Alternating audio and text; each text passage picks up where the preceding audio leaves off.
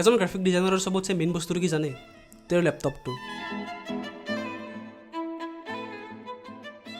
2020 চনত যেতিয়া মই এই লেপটপটো লৈছিলোঁ তেতিয়া মই গম পোৱা নাছিলোঁ যে গ্ৰাফিক ডিজাইনিং বা ভিডিঅ' এডিটিং নামৰ কিবা ফিল্ড আছে বা পিছলৈকে তেনেকুৱা ফিল্ডত সোমাম কেতিয়াবা।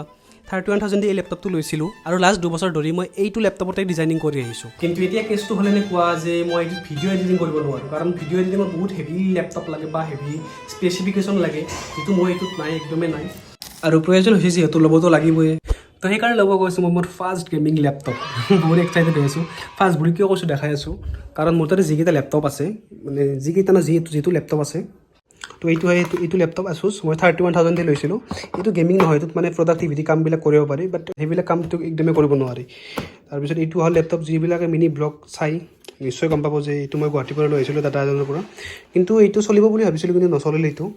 তো এই দুটা এতিয়া এনেকৈ থাকিব, এইটো দি আহিম বাৰু, আৰু এইটো থাকিব মোৰ লগতে। আৰু মোৰ লগত মোৰ লগৰ এজনো যাব লেপটপটো আনিবৰ কাৰণে, আৰু সি বেছি এক্সাইটেড মোতছে।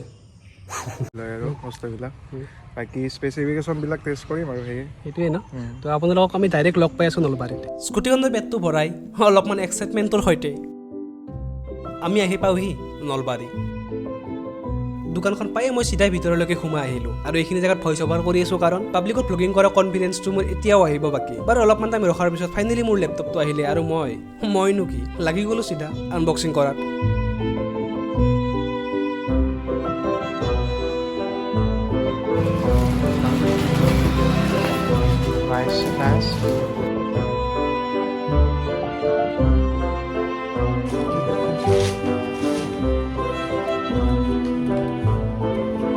ইয়াৰ পিছত পে'মেণ্ট কৰি লগতে গোটেইখিনি ডকুমেণ্টেশ্যনৰ কাম কৰি মই ওলালোঁ দোকানৰ পৰা। লেপটপটো লৈছিলোঁ যদিও এটা কথাতে মন বেয়া লাগি আছিল যে নিজৰ পইচাৰে ল'ব নোৱাৰিলোঁ, কিন্তু ভৱিষ্যতে ইয়াতকৈ দামী লেপটপ নিজৰ পইচাৰে ল'ম বুলি মনটোক সান্তনা দি আমি আহি পাওঁহি ডমিন'জ। পাৰ্টি দিব লাগিব যে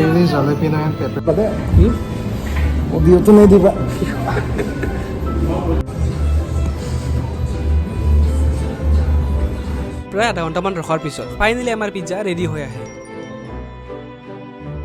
ব্ৰ লেপটপটো ল'লে কেনেকুৱা ফিল হ'ল? লেপটপটো লৈ মোৰ বহুত ভাল লাগিল। এতিয়া একদম মানে কাম কৰিব পাৰিম আৰু। বঢ়িয়া, গুড। পিজ্জা বাৰু খালোঁ ইয়াতে, কিন্তু কেছ এটা হ'ল নহয়। অলপ টেষ্ট আছিল।